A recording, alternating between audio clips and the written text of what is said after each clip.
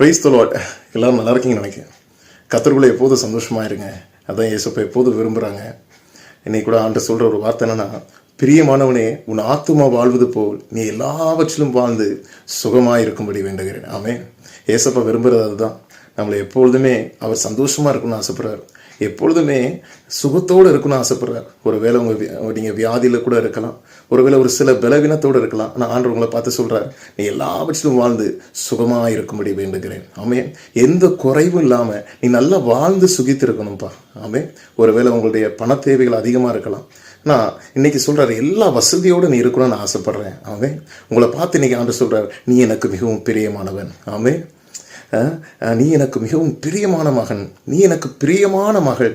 அதனால் நீ வேண்டிக் கொள்ள தொடங்கின போதே கட்டளை பிறந்தது.